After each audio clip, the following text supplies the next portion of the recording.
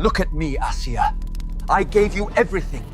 The gold on your neck, the palace you sleep in, the very air you breathe. It all belongs to me. And you choose to bow to the god of a shepherd? You choose a lord you cannot see over the king standing right in front of you? You are just a man, Fir'aun. A man who will one day be dust. Then let her have her grave. Rip out the nails. If she will not bow to the god of Egypt, she will die in the dirt. This was the heart of the man who claimed to be God, a man so fragile that he had to kill his own wife to prove he was powerful. But once the doors of the torture chamber opened, the mask went back on. O my people, does not the kingdom of Egypt belong to me? Do these rivers not flow beneath my feet? I am your highest lord. There is no god for you, except me. Egypt had a ruler who didn't only want obedience, he wanted ownership over the land, over the people, even over the river that gave Egypt life. Egypt was the strongest nation of its time, cities built along the Nile, fields that produced wealth, markets full, palaces not made of stone, but of arrogance. And at the center of it all, one man, Fir'aun.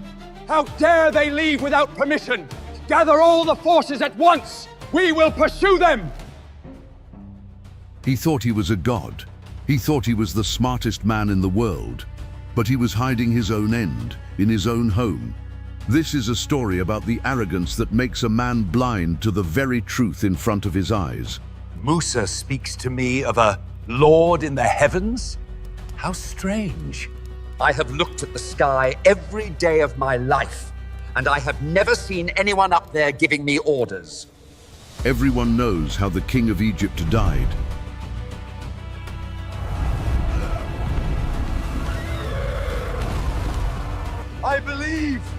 I believe in the Lord of the Bani Israel.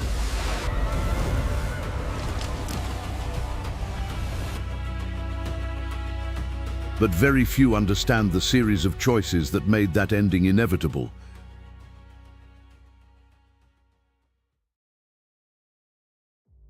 Fir'aun was not a ruler with limited reach. He controlled Egypt entirely, both politically and socially, at a time when Egypt was one of the most powerful civilizations in the world.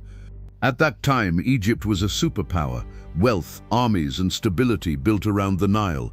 Fir'aun sat at the center of that system. From the highest officials to the lowest guards, his word shaped what could happen and what could not. In Egypt, no one moved, no one spoke, and no one breathed without fear of consequence. My lord, the workers in the east are complaining. They say the quotas are impossible and they ask for a day of rest.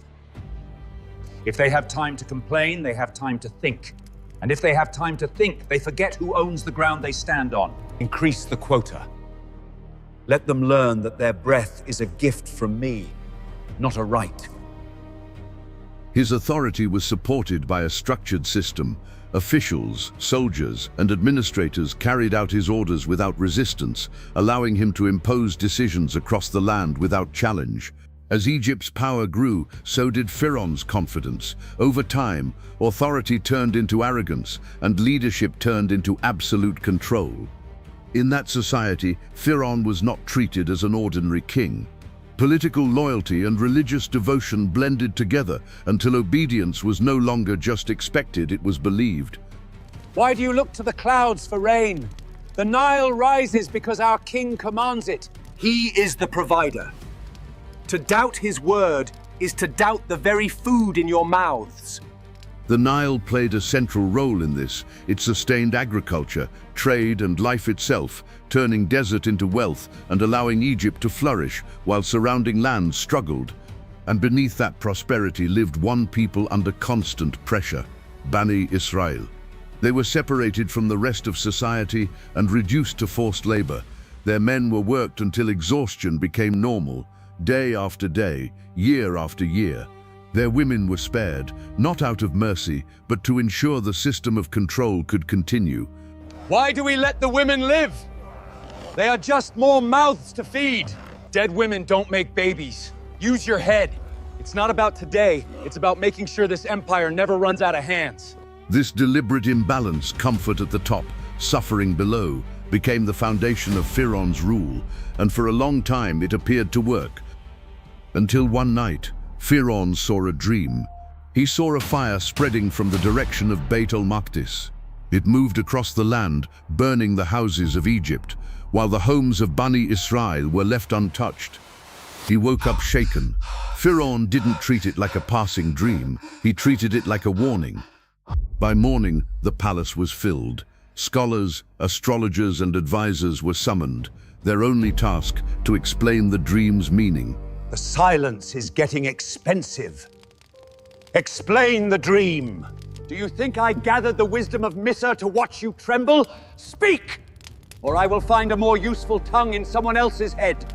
My lord, the vision is not about the land. It is about lineage. Tell me the rest. A child will be born among Bani Israel. Through his hands, your kingdom will be destroyed. Everything you have built, your power, your wealth, your name, will end. This was not rebellion. There was no army, no uprising, just a birth. If the danger is a future child, then we simply ensure that the future never arrives. Fir'aun understood exactly what that meant. Every newborn boy from Bani Israeli will be killed. Let the girls live to serve us. But the boys, search every house. If a child breathes his first breath today, let it be his last. The order was not symbolic, it was enforced. Pregnant women were watched. Soldiers were sent door to door, listening for the sound of a cry. Birth itself became a death sentence. Fear moved from the palace into the streets, and what had begun as a dream turned into blood. By the time the decree spread across Egypt, Bani Israel were no longer just oppressed, they were marked for extinction. By sunrise, it wasn't just an order in a throne room.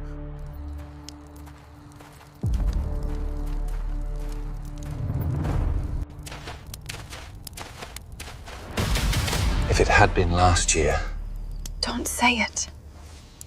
it's the danger year.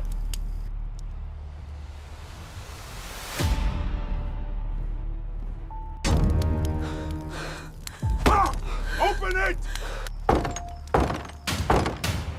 Open it! Open the door!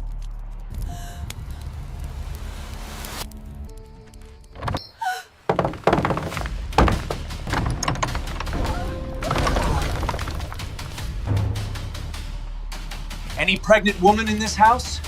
You, come here! Please let me go! Don't do this, I beg you. Leave her alone. It wasn't only soldiers. A network formed around the decree. People who listened, watched, reported. Midwives were pressured.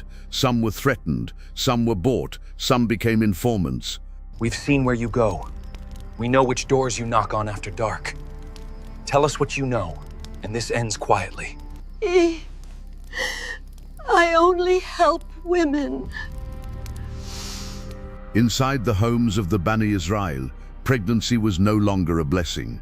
It was a secret you had to hide for 9 months. Did you hear about the house in the north?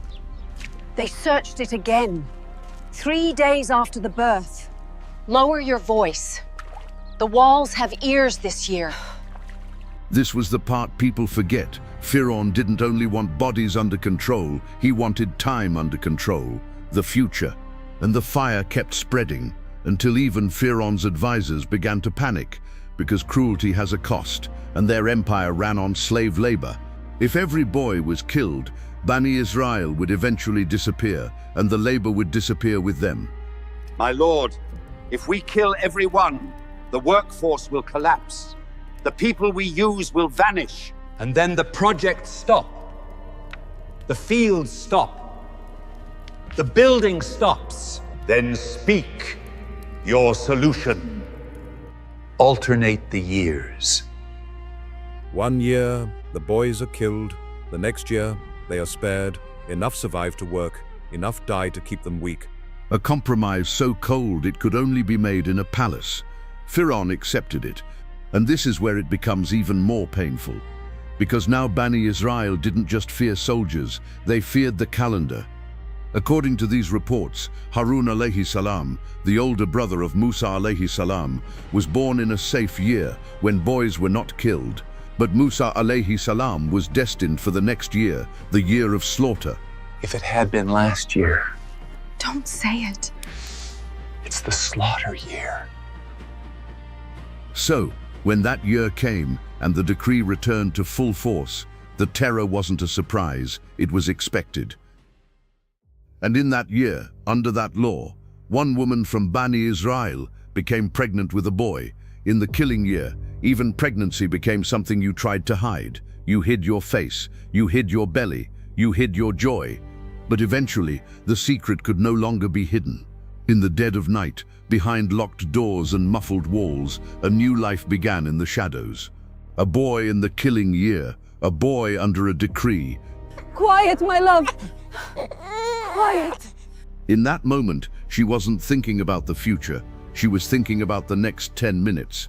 Because it was enough for a cry to travel and soldiers to follow. This is the moment when Allah intervened, not with an army, not with a miracle in the sky, but with guidance in a mother's heart. Allah inspired the mother of Musa alayhi salam. Feed him, and when you fear for him, put him into the river. Do not fear and do not grieve. We will return him to you, and we will make him one of the messengers. It's not the river I'm afraid of. She fed him in secret, and every day the fear grew. Because the older he got, the harder it became to hide him. A baby doesn't understand decrees. A baby doesn't understand killing year. The threat was closing in. You promised. My Lord. You promised. No mother is built for this, but she did it. She placed her child into the chest and set it onto the Nile. Her heart nearly gave out. She was close to running after it, close to screaming who he was, until Allah strengthened her. Follow it. Don't let anyone notice you. Just tell me where it goes. The chest floated and floated until it reached the one place it should never have reached, the palace. Look! Something has come from the river. In a killing year, that cry should have meant death. But Allah placed something else into that moment. Stay back. Don't touch him. A Hebrew boy. You know the law, Asiya. No boy survives this year. He was inclined to end it there, but Asiya spoke before the order could form. He is a comfort for my eyes and for yours. Do not kill him. Perhaps he will be a blessing to us, or we can take him as our own son. The decree maker spared the child, and he didn't realize he had just brought the prophecy into his own home. But there was a problem. The child would not drink, not from the richest or the healthiest women in the palace.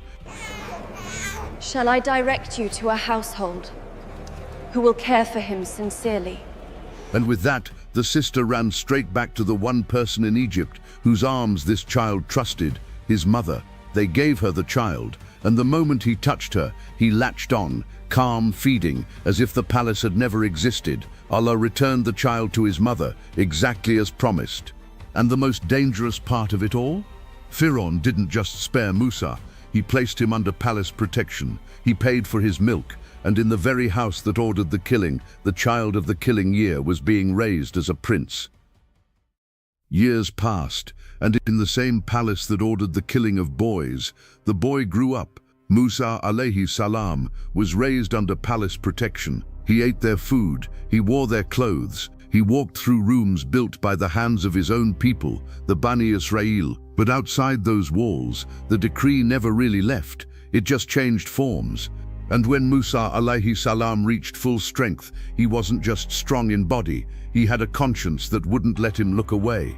One day, he entered the city and saw something that Egypt had made normal. A man from Bani Israel being overpowered by an Egyptian. It wasn't a fight, it was a beating. Help me! For the sake of mercy, help me against him! That plea hit Musa alayhi salam like a blade. He stepped in. This doesn't concern you, Prince. Stay in your palace. But oppression always concerns the one who still has a heart. Musa alayhi salam didn't mean to kill him, but he was powerful and the blow was final. For a second, Musa alayhi salam stood there frozen, like his own strength had shocked him. Then reality hit. This is from the work of Shaitan. He is a clear, misleading enemy. In that moment, he didn't run to his palace, he ran to Allah. My Lord, I have wronged myself, so forgive me. And Allah forgave him. But forgiveness doesn't erase consequences in a world ruled by tyrants, because in Egypt, the law didn't care if it was accidental. A dead Egyptian was a dead Egyptian. Now here inside the court, the chiefs began to discuss one decision only: execution. And then Allah sent Musa alayhi salam help from the last place you'd expect. A man came running from the far end of the city. The chiefs are plotting to kill you. Leave, now. I am advising you sincerely. There was no time to argue, no time to gather anything. The palace that had raised him was now preparing to bury him. My Lord, save me from the wrongdoing people. And with that prayer, Musa alayhi salam left Egypt. Not as a prince, not as a protected name, but as a fugitive walking into the desert with nothing except Allah. Fir'aun thought the threat was a baby. He never imagined the real threat would grow up in his own house and then vanish beyond his reach. But the story wasn't over. It was only moving to the place where Allah prepares his prophets. Musa alayhi salam left Misr with nothing, and for the first time in his life, there were no palace walls behind him, no guards, no name that opened doors, just a man walking into open desert, wanted, alone and exposed. Days and nights passed like that, days and nights, until Egypt felt like a mirage behind him. He wasn't running toward comfort, he was running toward survival. He headed toward Madian, outside Fir'aun's reach, a place where Misr's law couldn't follow. And when he reached Madian, he didn't arrive at a palace, he arrived at a well. It was chaos, strong men forcing their way to the front. And then Musa alayhi salam noticed something that didn't fit. Two women standing far back, holding their sheep, waiting for a gap that would never come. What's the matter with you? Why are you not watering your flock? We can't water until the shepherds finish. And our father, he is an old man. That was all he needed to hear. No long conversation, no long speeches, just a situation that was wrong. He pushed forward and did what no one expected. He drew water for them, strong enough to force his way through the crowd, and clean enough in character that he didn't use that strength to humiliate anyone. And after that burst of effort, Musa alayhi salam walked away from the crowd and sat under the shade of a tree, not like a hero, like a man with nothing left. And there alone, hungry, and with no idea where his next meal would come from, he made a simple dua that carries the weight of a whole life. My Lord, I am in desperate need of whatever good you send down to me. He didn't know that Allah was answering that dua before he even finished it. My father invites you, so he may reward you for watering our flock. And on the way to her home, Musa alayhi salam made a choice that showed who he really was. He asked her to walk behind him so his eyes wouldn't linger on her as she moved. Not because anyone was watching, but because he knew Allah was watching. When Musa alayhi salam reached the home, he met their father, an upright elder. The Quran doesn't name him, but many scholars identify him as Shu'aib alayhi salam. What matters is what he represented: safety, decency, a house not built on tyranny. Musa alayhi salam told him everything: his flight, his fear, the mistake that pushed him out of Misr. Do not fear. You have escaped from the wrongdoing people. You are safe here. For the first time in his life, Musa alayhi salam breathed like someone who might actually live. My father, hire him. The best one to hire is the one who is strong and trustworthy. Strong, they had seen at the well. Trustworthy, they had seen on the road, and in his manners, and in his honesty. Then the Shu'aib alayhi salam made an offer that changed Musa alayhi salam life. Not charity, a future. I wish to marry you to one of my 2 daughters, on the condition that you work for me for 8 years. And if you complete 10, that is from you. I do not wish to make it difficult for you. If God wills, you will find me righteous. That is between me and you. Whichever term I complete, there will be no injustice to me. And Allah is witness over what we say. And just like that, the fugitive became family. The man running for his life was now working with his hands, living clean, building a home. Musa alayhi salam spent years in Madian, years that weren't wasted time. This was training, patience, control, a heart being rebuilt away from Musa's poison. And according to many reports, he completed the full 10 years, finishing his word with excellence, not just obligation. But no matter how far he went, Musa stayed behind his eyes. Bani Israel was still there, Fir'aun was still there, and Musa alayhi salam knew, sooner or later, the story would pull him back. I need to return. So Musa alayhi salam left Madian with his family and turned toward Misr. But on that road, on a cold, dark night, the desert did what it always does. It swallowed direction. They lost their way near a mountain, in a valley that would soon become sacred in history. Then Musa alayhi salam saw it, a light, a fire in the distance. Stay here. I've seen a fire. Maybe I can bring back something burning, or find someone who knows the way out of this darkness. He wasn't chasing mystery, he was chasing warmth. But when he reached the light, it wasn't what he expected. A bush was engulfed in flames, yet the branches did not blacken, and the leaves remained green. It burned, but it wasn't consumed. And then, in the silence of that valley, the direction of his life shifted. Musa alayhi salam was called by name and told to remove his sandals, for he was standing on sacred ground. There, the Lord of the worlds identified himself, declaring that there is no God but he. This was the moment of transformation. Musa alayhi salam was being chosen as a messenger. To prepare him for the mission ahead, Allah turned the tools of a shepherd into the signs of a prophet, proofs that would later shake the very foundations of Egypt. And then the order came: return to Egypt, face Fir'aun. Allah assured him that he would be with him, hearing and seeing. Musa alayhi salam was told to speak to the tyrant with gentleness, a final chance for Fir'aun to find the truth. And with those words, the mountain stopped being a place on a map. It became the point where history turned. Musa alayhi salam descended from that valley not as a fugitive, but as a messenger, and he was walking back toward the palace, back toward Fir'aun, back toward the man who claimed to be God. Musa alayhi salam came back to Misr, carrying nothing that a king respects, no army, no wealth, no massive tribe behind him, just a message and a certainty that didn't come from himself. He had once lived inside those walls as a protected child. Now he was walking toward them as a messenger sent to challenge the man who claimed he was God. State your business. Who gave you leave to approach the palace? We have come with a message. Let them through. Fir'aun didn't rule by speaking loudly. He ruled by making other people feel small before he even opened his mouth.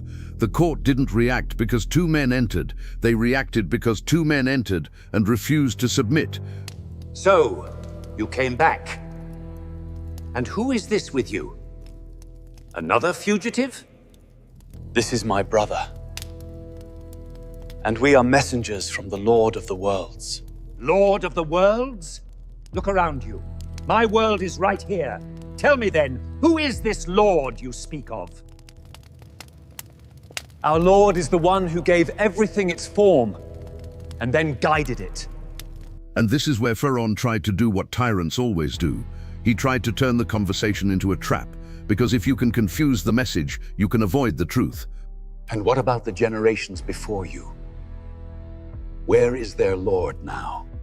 Fir'aun wasn't asking because he wanted an answer. He was asking because he wanted control. Knowledge of that is with my Lord. You speak like a man with authority. But you were raised here, in my house. Did we not take you in as a child? Did you not live among us for years? And then you did what you did. You killed a man. You are a criminal who ran away to the desert. And now you come back to talk to me about lordship? Fir'aun thought this would end the conversation, because most people collapse when their worst moment is dragged into the light. But Musa alayhi salam didn't deny the truth. I did it when I was unaware, and I fled from you when I feared you. But my Lord granted me wisdom and made me among the messengers. Then Musa alayhi salam delivered the one thing Fir'aun never expected, a demand, not for himself, for the people Fir'aun had turned into property. Release the Bani Israel. Send them with us. So this is it. You want me to hand over my labor, my empire, because a lord in the desert told you to? Do you hear this? If you have come with proof, show it. Or leave this room in chains. This was the moment, not a debate anymore, a sign. Then look!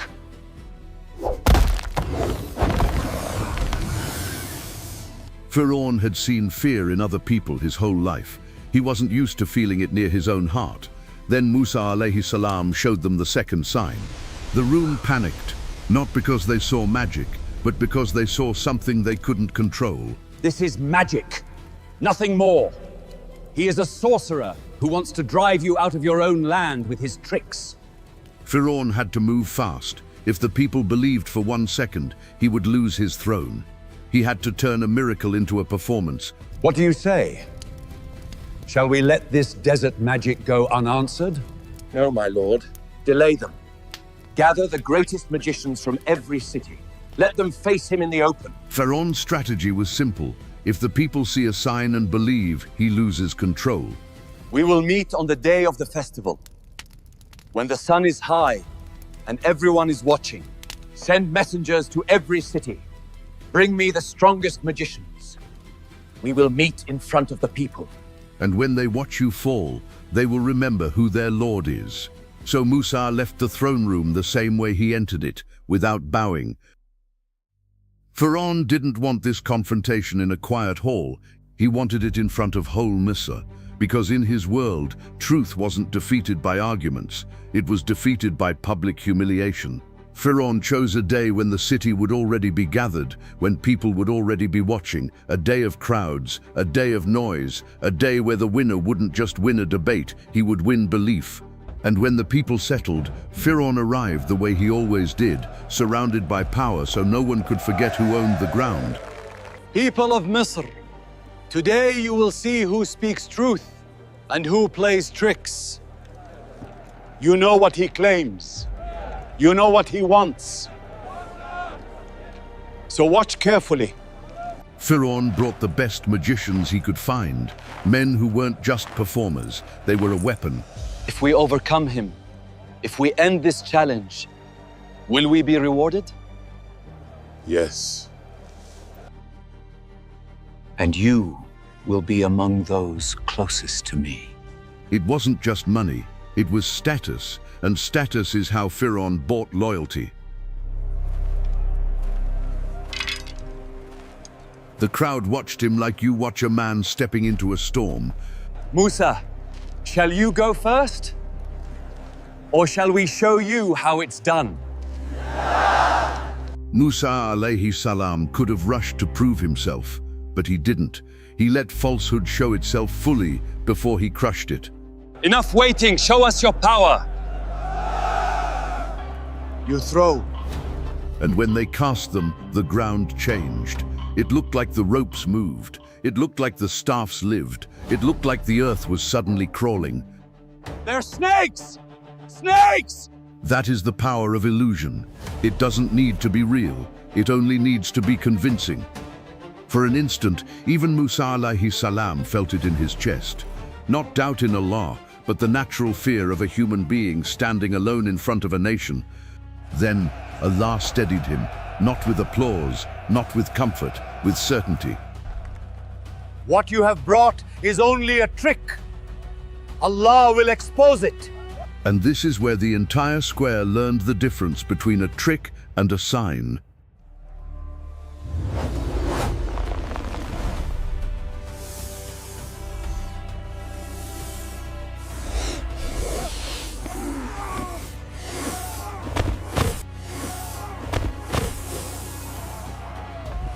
The ropes vanish, the illusion collapses, the magicians' faces change instantly because they know their own craft, they know what can be faked, and they know what cannot. We believe in the Lord of Musa and Harun.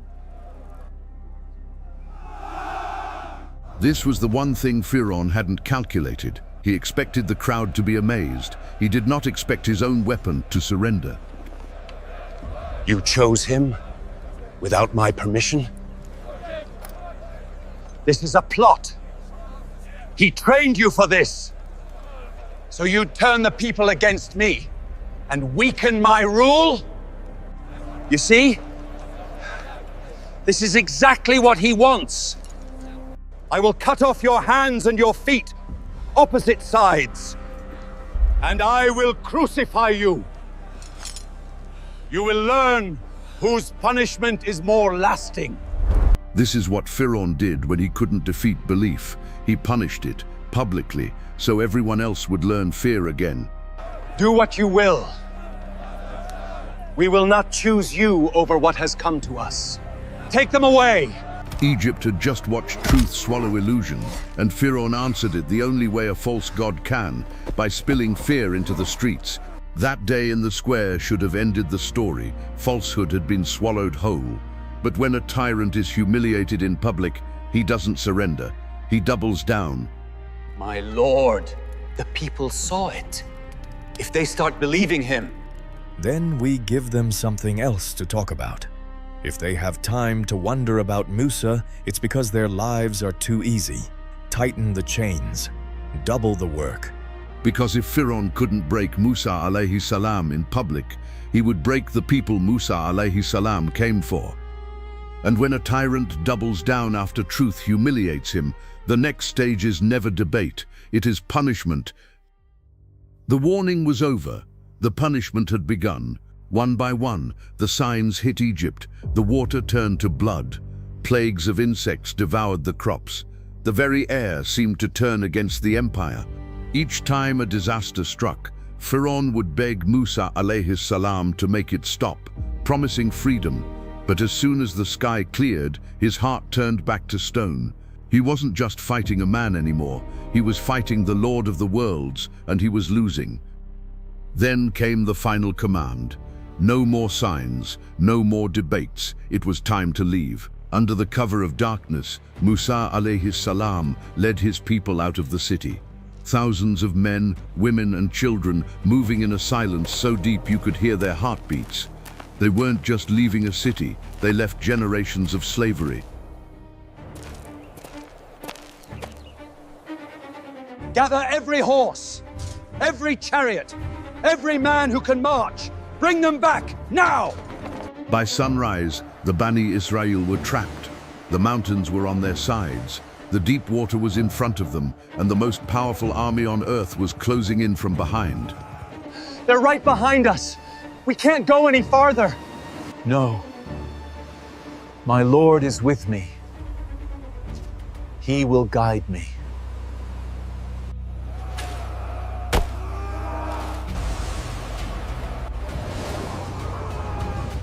The impossible became a road. The Bani Israel crossed in awe, walking through the very heart of the sea. Even the sea obeys me. After them! Fir'aun thought he was chasing slaves. He didn't realize he was walking into his own grave. Then, the miracle ended. The walls collapsed.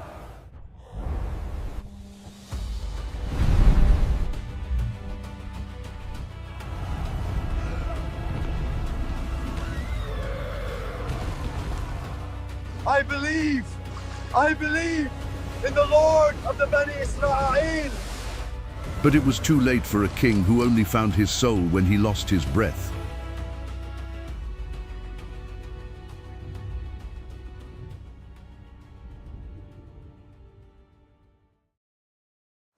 Allah preserved the body of Fir'aun, not as a king to be honored, but as a sign for every tyrant who would come after him. The man who claimed to be God is today a museum piece. The man who owned the Nile couldn't buy a single breath of air. The empire of gold is gone, but the message of messenger remains. We leave the shores of the Red Sea behind, but the story doesn't stay in the past. It follows us home.